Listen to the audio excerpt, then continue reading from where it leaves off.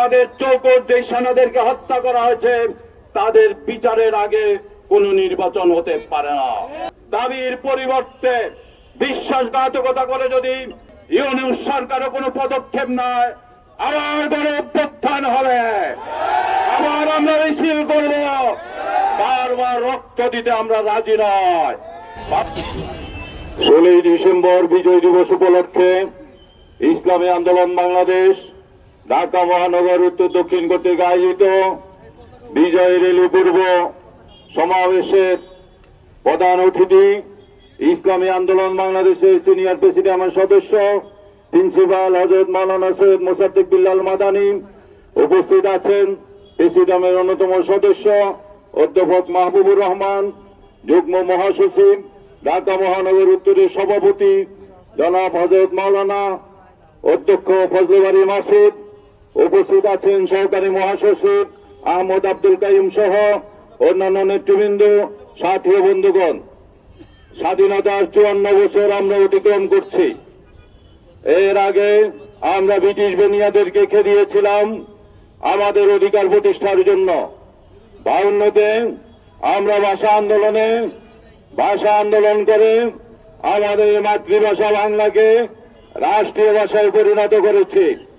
প্রত্যেকটি আন্দোলন সংগ্রামে আমাদের রক্ত জয় রয়েছে। আমাদের দামাল ছেলেরা সংগ্রাম করে রক্ত দিয়ে প্রতিটি অধিকার কিনে নিয়েছে।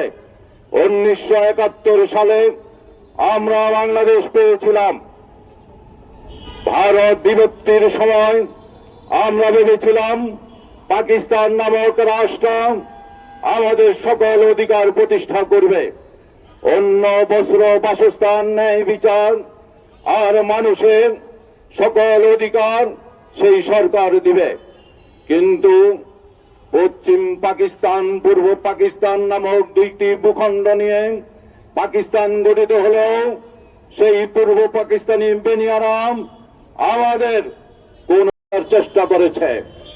1971 সালে আমাদের দামাল ছেলের বৃদ্ধ বনিতা, শিশু, কিশোর, পুরুষ, মহিলা, সর্বস্তরের জনগণ মিলে আমরা বাংলাদেশের লাল সবুজ পতাকার একটি বাংলাদেশ পেয়েছি।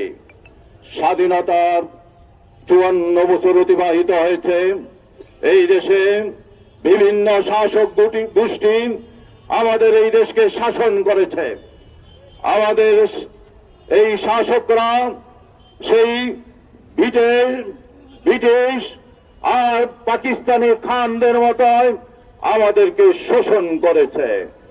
আমাদের ন্যায় বিচারকে, আমাদের বিচার ব্যবস্থাকে ফরমাইশি একটি বিচার ব্যবস্থায় পরিণত করেছে। আমাদের মিডিয়াকে ধ্বংস করেছে, আমাদের সেনাবাহিনীকে ধ্বংস করেছেন, আমাদের প্রশাসনকে ধ্বংস করেছেন, আমাদের অর্থনীতিকে তলাবিহীন জড়িত নয় তলাবিহীন সাগরে ফেলে দিয়েছে। এই হলো আমাদের 54 বছরের অবস্থা। এই 54 বছরে কারা এদের শাসন করেছে আমরা তাদের চেহারা চিনি। তারা এই শাসকদেরকে সহযোগিতা করেছে ক্ষমতায় যাওয়ার জন্য, আমরা তাদেরকে চিনি। শেখ হাসিনা নামক ক্যান্সার উৎখাত হয়েছে আলহামদুলিল্লাহ, কিন্তু এই ক্যান্সারের আগে যেই রোগাগ্রস্ত শাসকগুলো এই দেশ শাসন করেছে তারা আবার ক্ষমতায় যাওয়ার জন্য উঠে বলে লেগেছে।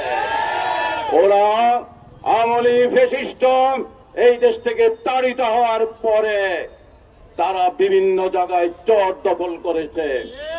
আমরা দেখি শেখ মুজিবের ছবি, এই ছবি আমাদের কোনো কাছে কোনো দাম নাই, কিন্তু এই ছবিকে পুঁজি করে আওয়ামী ফ্যাসিস্টরাই বাংলাদেশে ব্যবসা করেছে। স্বাধীনতার চেতনার নামে এই দেশের মানুষকে ধোঁকা দিয়েছে। শেখ মুজিবের ছবি ফেলে দিলে কাদের অন্তরে, কাদের কলিজায় ব্যথা লাগে, তারা এই দেশের বিপ্লবের উত্থানের শত্রু, তারা ওদিকে দালাল, তাদের অন্তরে আওয়ামী প্রেতাত্মা বর করে চলছে। আমরা তাদের এই মনোভাবকে কিনা জানাই। আজকে ক্ষমতায় যাওয়ার জন্য সংস্কার বিহীন চায়, আমরা এটা মানতে রাজি না। আমরা সংস্কার করে এই দেশের সকল মানুষের অধিকার প্রতিষ্ঠার মাধ্যমে এই দেশে সকল মানুষের একটি সরকার ক্ষমতায় যাক এই প্রত্যাশা করি। সেই জন্য ইসলামী আন্দোলন বাংলাদেশ তথা ইসলামী আন্দোলনের আমির পিআর সংখ্যানুপাতিক হারের নির্বাচনের দাবি জানাচ্ছে। 54 বছরের বিজয়কে যদি আবার ফ্যাসিস্টের হাতে না দিতে হয়, তাইলে সংখ্যানুপাতিক হারের নির্বাচন দিয়ে সকল মানুষের ভোটের মূল্যায়ন করে সেই নির্বাচনের ব্যবস্থা করতে হবে। আমাদের বিডিআর হত্যাকাণ্ড হয়েছে, আমরা শুনতে পাচ্ছি ভারতের স্বরাষ্ট্র সচিব বাংলাদেশ থেকে ফিরে যাওয়ার পরে নাকি বর্তমান অন্তর্বর্তীকালীন সরকার সেই কমিটি করার থেকে ফিরত আসতেছে। আমরা তীব্র নিন্দা জানাই। আমরা দাবি করি আমাদের শহীদ আমাদের চৌকর যে সেনাদেরকে হত্যা করা হয়েছে তাদের বিচারের আগে কোন নির্বাচন হতে পারে না। এই আমাদের গণ অভ্যুত্থানের দাবির পরিবর্তে বিশ্বাসঘাতকতা করে যদি অন্তর্বর্তী ইউনিয়ন সরকারও কোনো পদক্ষেপ নেয়, আবার গণ অভ্যুত্থান হবে, আবার আমরা মিছিল করব। বারবার রক্ত দিতে আমরা রাজি নয়। বাংলার মানুষ রক্ত দিয়েছে, এটা ফাইনাল খেলা, এই খেলায় আমাদেরকে জিততে হবে। আমরা প্রস্তুত তো ইনশাল্লাহ। আসুন এই বিজয় দিবসে সকল স্তরের বাংলাদেশের সকল মানুষকে, নাগরিককে গণ অভ্যুত্থানে যারা শহীদ হয়েছে তাদের রুহের মাগফিরাত কামনা করি, যারা আহত হয়েছে তাদের সুস্থতা কামনা করি।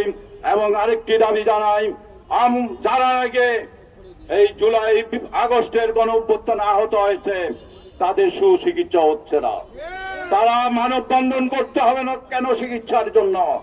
উপদেষ্টা যারা আজকে বাংলাদেশের পতাকাবাহী গাড়ি হাঁকিয়ে চলছেন রাস্তায়, এই গণ অভ্যুত্থানে আহত না হলে আপনাদের এই গাড়ি চোখে দেখতেন না। অতএব যারা আহত হয়েছে দ্রুত তাদের চিকিৎসার ব্যবস্থা করতে হবে। আগে তাদের চিকিৎসা, তাদের ক্ষতিপূরণের ব্যবস্থা করে আপনারা গাড়ি হাঁকান, আমাদের কোনো আপত্তি নাই। সাথী বন্ধুগণ, সবাইকে বিপ্লবের শুভেচ্ছা এবং বিজয় দিবসের শুভেচ্ছা জানিয়ে আমার বক্তব্য এখানে শেষ করছি। ধন্যবাদ। আসসালামু আলাইকুম ওয়া রাহমাতুল্লাহি ওয়া বারাকাতুহু।